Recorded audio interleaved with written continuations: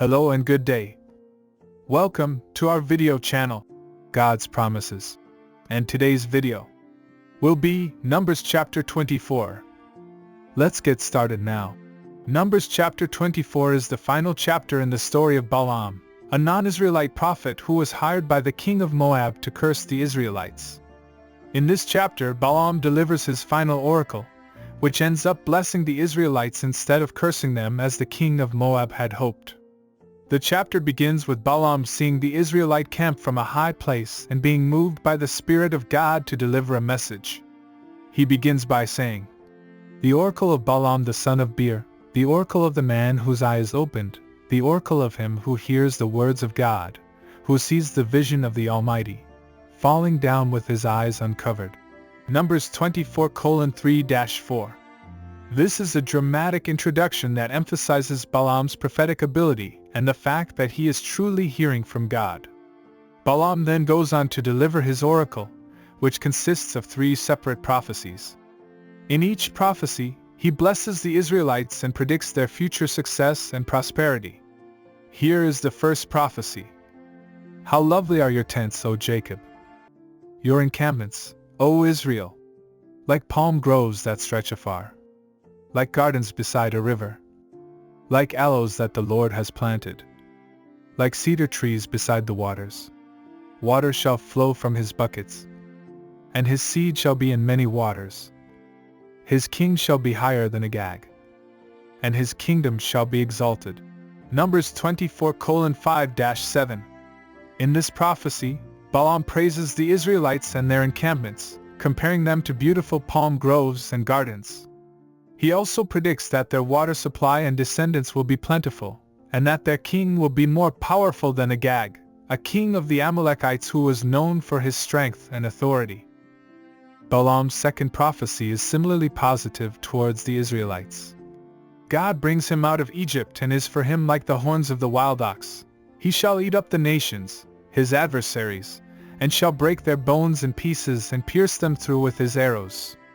He crouched, he lay down like a lion and like a lioness. Who will rouse him up?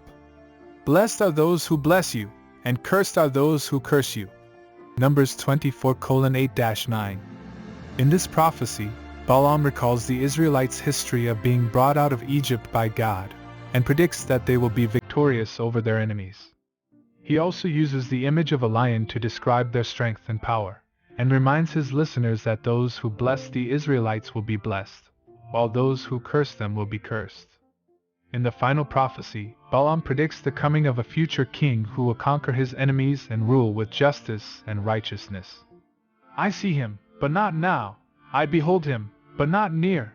A star shall come out of Jacob, and a scepter shall rise out of Israel. It shall crush the forehead of Moab and break down all the sons of Sheth. Edom shall be dispossessed. Seir also, his enemies, shall be dispossessed. Israel is doing valiantly. And one from Jacob shall exercise dominion and destroy the survivors of cities."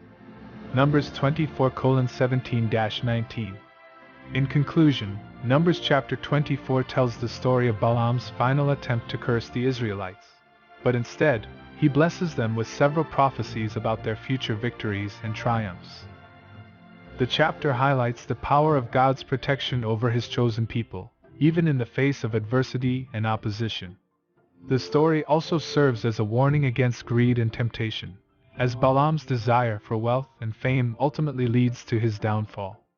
It demonstrates that obedience to God is more important than any material gain, and that true success and prosperity come from following his will.